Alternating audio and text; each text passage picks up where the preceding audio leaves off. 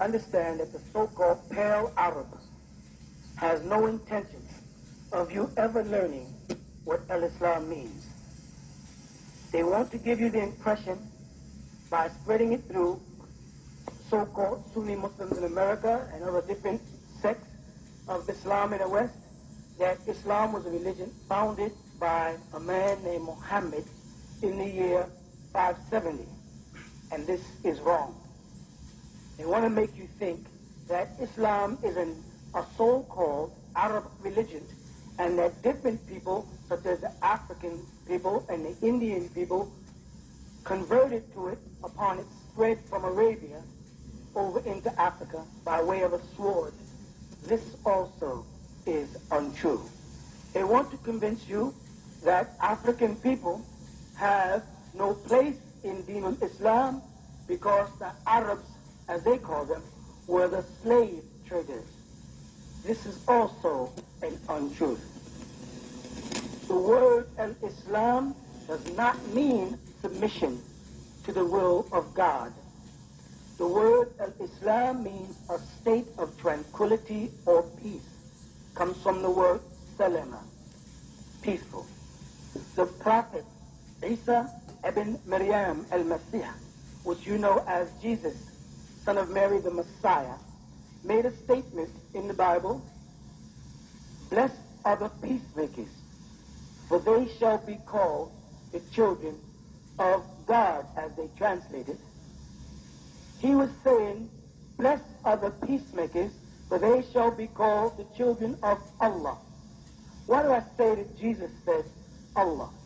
Because Jesus, A, did not ever speak English, nor Latin, nor Greek, the three most prominent languages that his doctrine had been translated into.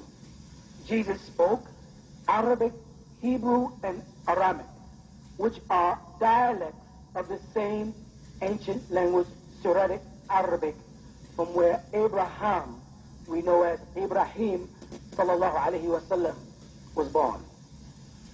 So when Jesus made a statement, "Blessed are the peacemakers," the word salam in Arabic or shalom in Hebrew, which are both dialects of the same language, when he said, "Blessed are the shalom or salam, peacemakers," he added the prefix mu.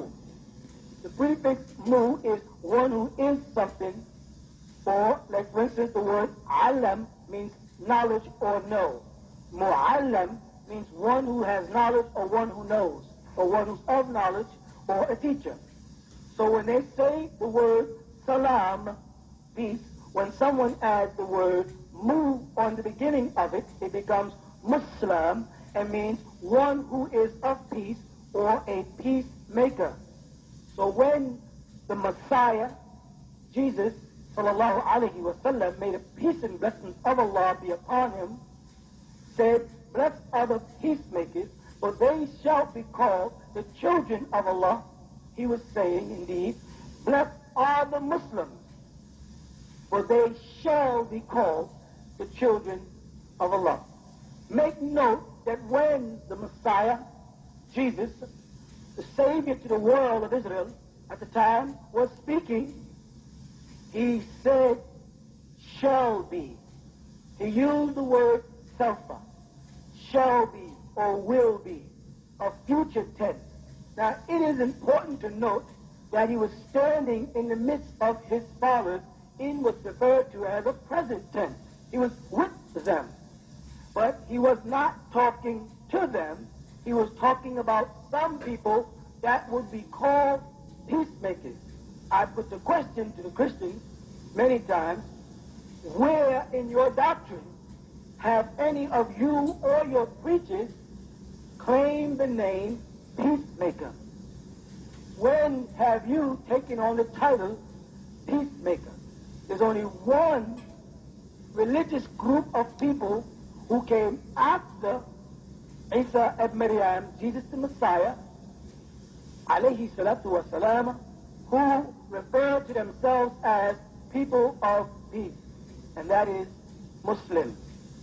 So the word Muslim means one who is of peace or a peacemaker. The word Islam means a state of peace.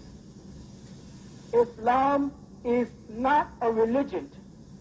Islam is a way of life. It has religious practices in it. For instance, in Islam, we learn principles on washing, how to eat, how to dress, which extend further than the fundamentals of religion, step right into our everyday living, day-to-day participation in trying to get back to the garden in Eden, or Jannat al-Eden.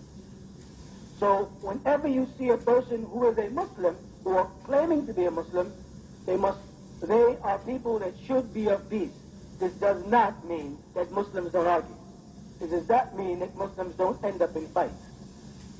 But to say, blessed are the peacemakers, for they shall be called the children of God, and put it in a future tense, is a proclamation by Jesus the Messiah to the world that in the future there will be a group of people who will refer to themselves as peacemakers, or ones who are of peace, and those people, not you disciples sitting here of his congregation, but those people in the future, they will become Binat Allah, or the sons or daughters of Allah subhanahu wa ta'ala.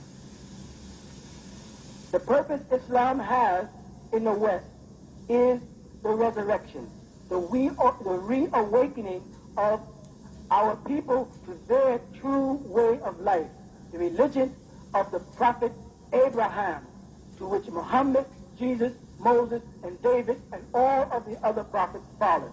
Abraham of the Bible is the man who set the platform for the religious practices that all of these so-called denominations cling to. You are Abraham's descendants. You are a lost tribe. You were taken out of Nubia. You were not taken out of Nigeria. You were not taken out of the western parts of Africa, transported over to the eastern part, and sold to the Arabs. When they speak of the Arab trade, there's a certain confession in there. Because they speak about the language Kiswahili or Swahili, and Kiswahili or Swahili is a combination of Arabic and Bantu, which was to the east coast of Africa, around where Habashia, Ethiopia, Sudan, Somali, and the countries of the eastern part of Africa, not of the west coast. And knowing the map of Africa and the size of Africa, you'll know the journey from the west to the east. If the slaves are the slave traders and not the Portuguese, then you were being traded by people who were Arabic-speaking people from the east coast of Africa. If you were being traded from the east coast of Africa, then you must have resided in the east coast of Africa. You see? So, therefore, you are the original Sudanese. And Ethiopian, Sudanese, and Somali are all the same people. They have been deceived in their thinking they're as different as the Jamaicans, the Americans, and the Trinidadians think that they're different and they're all the same seed, Abraham. You understand? So the slave trade took place from the east coast of Africa. You people are Nubians. The white man, as he's called, the devil, spends great amounts of time and effort trying to make you believe that you did not do something that he cannot figure out, which was build the pyramid. Even though you've forgotten too, but he has taken away from you your great past, that you are the descendants of Abraham, and you migrated into Africa under the name of Cush, Nuba, and Mizraim, and set up the east coast of Africa, Egypt, Sudan, and I'm not talking about the whites in Egypt now who are not Egyptians but Greeks.